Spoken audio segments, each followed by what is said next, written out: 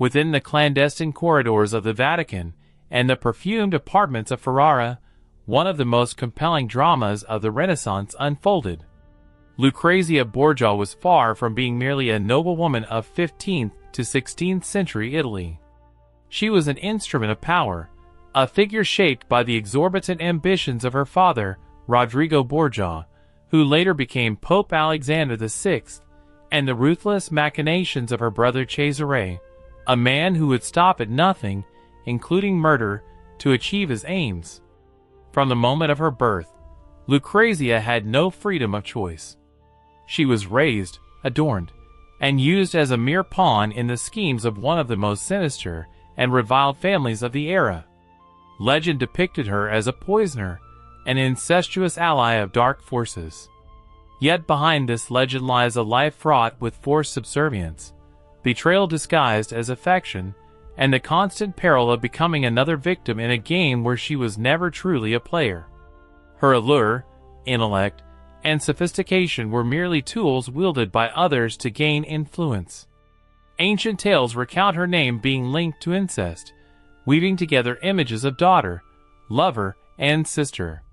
However, beneath the veil of rumor lies the tragic truth of a young woman whose life, from birth, was predetermined by the will of an immoral family and a corrupt church.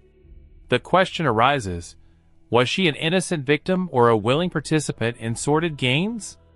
Did she forge her own destiny, or was she merely a puppet in the hands of powerful men? This narrative is not fiction, but a true story that will forever alter perceptions of the Borgia clan. Lucrezia Borgia was born on April 18, 1480 in the quiet town of Subiaco, far from the bustling metropolitan life of Rome, yet at the very heart of an aristocratic milieu. Her father was Rodrigo Borgia, an ambitious cardinal who even then harbored dreams of the papal tiara. The girl's mother was Venanza de Catania, a woman not only beautiful but also intelligent, with connections in high society. For many years, she remained Rodrigo's favorite. Nevertheless, neither love nor the birth of their children could make their relationship public. Lucrezia grew up in the shadows, educated away from prying eyes, so as not to cast a shadow of scandal upon her father, a high-ranking church official. From her earliest years, her existence was subject to a stringent plan. Rodrigo, a shrewd politician, understood that his daughter could become a crucial link in upcoming political maneuvers. It was not merely about raising an aristocrat, but about preparing a future queen, well-versed in diplomatic intrigues. Lucrezia received her education under the tutelage of noblewomen, prominent among whom was Adriana de Mila, her father's cousin, who became her mentor and confidant. Her education significantly surpassed the level available to most women of that era. She was fluent in Latin, Greek, Italian, and Castilian. She had perfected the arts of embroidery, porcelain painting, playing musical instruments, and rhetoric. She was expected not only to appear virtuous, but to embody virtue itself. Every gesture, word, and glance she directed at the public had to reflect the power of her family. Yet beneath this outward polish lay a family atmosphere permeated by boundless ambition. Her father, driven by an insatiable thirst for power, yearned to ascend to the papal throne. When he succeeded in 1492, becoming Alexander VI, he transformed his children into instruments to consolidate his pontificate. By the age of 12, Lucrezia already understood that she was deprived of free will. Her destiny was predetermined by her father's decisions and the ambitions of her brother Cesare, a man as charismatic as he was cruel, who would unhesitatingly sacrifice everything for power, even his own kin. Lucrezia's childhood could hardly be described as a typical period in a young girl's life. It was more akin to the meticulous preparation of a political instrument, groomed to be handed over without hesitation to whoever offered the most advantageous terms. Despite being surrounded by luxury, beautiful gardens, enchanting music, and golden embroidery, the atmosphere was imbued with calculation, a drive for personal gain, and the imperative of unquestioning obedience. With Rodrigo Borgia's ascent to the papal throne as Alexander VI, the Vatican was transformed. It ceased to be a spiritual center, becoming instead a power machine, operating through agreements, threats, and silent complicity.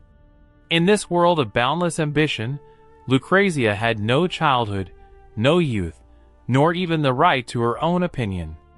She was destined to become the ideal instrument, a flawless reflection of her family's might.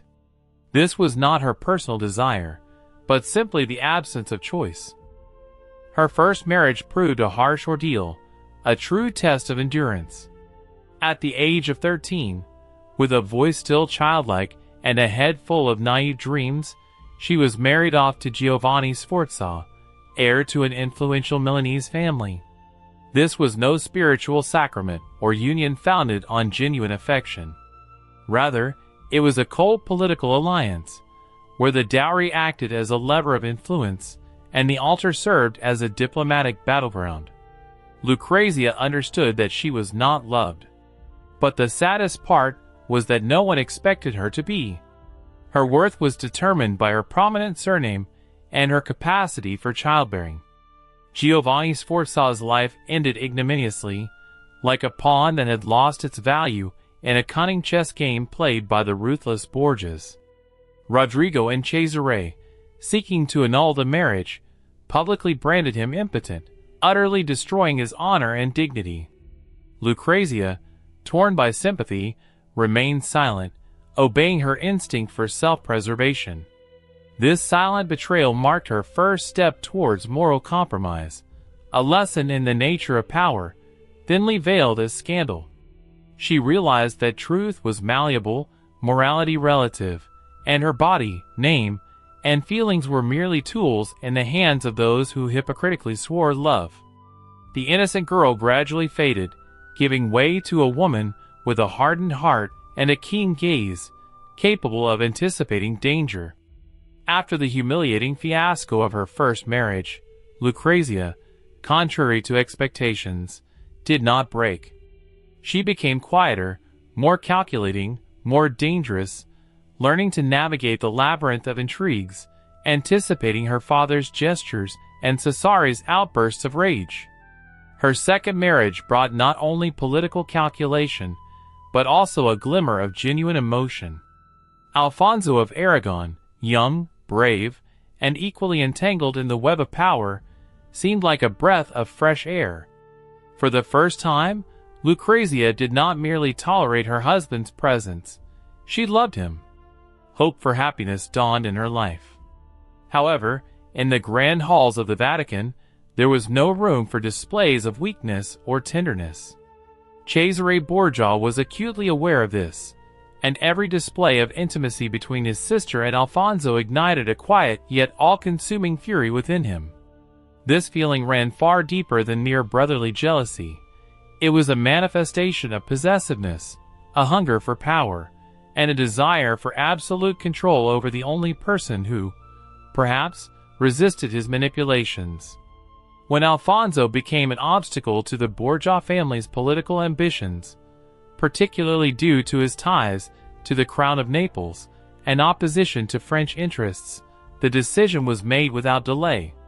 Cesare was to eliminate him. Pope Rodrigo Borgia approved this plan. Lucrezia was the only one who desperately tried to prevent the tragedy. One night, in a fit of desperation, she revealed to her husband the terrible plot her own relatives were weaving to take his life. She managed to help him escape, and for several days they remained on the run, concealing their fear around every corner. But the Vatican proved an impregnable cage, from which there was no escape. Alfonso was captured and severely wounded on the steps of St. Peter's Basilica. As he lay in bed, dying from his wounds, he was finally murdered in Lucrezia's absence, as she naively believed the danger had passed. Upon her return, she found only a lifeless body where she had left the only man who, perhaps, could have been her salvation. Instead of desperate cries and torrents of tears, she sought the solitude of monastic walls, where the silence served not for prayers, but for the painstaking restoration of a shattered soul. Her husband's death was not merely the loss of a loved one, but the shattering of any hope of escaping the sinister power of the Borgia clan, whose web seemed impossible to break free from with impunity. Either a complete transformation of personality occurs, or moral destruction inevitably ensues. Time, of course, possesses no magical healing properties, yet even the deadliest poisons eventually lose their potency. Following the tragic demise of Alfonso of Aragon, Lucrezia once again found herself merely a pawn in her family's ruthless political game, obeying no longer her own will but merely a blind inertia, dictated by the absence of alternative paths. Her father still occupied the papal throne, Cesare continued to secretly orchestrate events, and Lucrezia was once again compelled to submit to their will. This time, an even grander task lay before her: to solidify the family's influence through a marriage to the powerful house of d'Este in Ferrara. Alfonso d'Este, heir to the duchy, was a calculating and cold-blooded man, acutely aware of the shameful stigma attached to the Borgia name. He felt no affection for Lucrezia, but he understood the advantages this union promised him. And she, exhausted and broken, for the first time found herself unable to resist the fate laid out for her. However, upon arriving in Ferrara, something unexpected occurred. Away from the omnipresent eye of her father, from Cesare's constant surveillance, from the commands echoing through the Vatican's corridors, Lucrezia felt a breath of fresh air. She did not, of course, gain complete freedom, but she found the much-needed respite. Lucrezia Borgia underwent a metamorphosis, ceasing to be a passive creation of others and actively beginning to forge her own identity. Formerly a submissive girl, a participant in orgies, and a vengeful widow, she transformed into a duchess, a caring mother, a patroness of arts and muses, and a generous benefactor of humanist ideals. In the aristocratic salons of Ferrara, her refined culture, imperturbable composure, and unique ability to resolve conflicts that previously led to bloodshed were admired. It was still Lucrezia, but now more mature, humane, and self-possessed. The sinister reputation that shrouded her name did not vanish entirely, but in Ferrara, its darker hues began to fade. Once her enemies, who had portrayed her as an incestuous woman, a poisoner, and the embodiment of evil, now spoke of her as a woman of reason, moderation, and piety. Even Alfonso, her husband, was captivated by these changes, feeling not so much passion as deep respect for her. He called her the mother of the people, and perhaps this was not far from the truth, for amidst the political mire and intrigues prevalent in the Renaissance, Lucrezia managed to blossom like a beautiful flower. She was neither a saint nor a martyr, but she became a symbol of survival. Lucrezia Borgia passed away at the age of 39 in 1519, shortly after the birth of her 8th child. Life left her with the same indomitable energy with which she lived each day, marked by scandals, political intrigues, emotional pain, and constant suspicion. History proved merciless to her name. For many, she forever remained the epitome of Renaissance depravity, daughter of a pope, lover of her brother, and a murderess who carried poison in her ring. However, if one separates historical facts from speculation, and truth from fiction, a more tragic picture emerges. Lucrezia was not solely responsible for all her alleged sins. She was merely an instrument in others' hands, a victim of circumstance. She managed to survive an era when every step for a woman was akin to playing with fire, and she bravely accepted this challenge. A shadow of intrigue and a flame of passion shroud her name. How great was her guilt in reality? To what extent was her image artfully crafted by political adversaries? And to what degree was it dictated by society's enduring need to demonize influential women, simply to explain their phenomenon? One thing is certain: Lucrezia was an outstanding individual, distinguished by her sophistication, high level of education, and remarkable abilities. Her life's journey is far more complex than any fabricated legend. She was simultaneously a victim of circumstance and a shaper of destinies, a puppet in others' hands, and the queen of her own life, a saint to some and the embodiment of evil to others.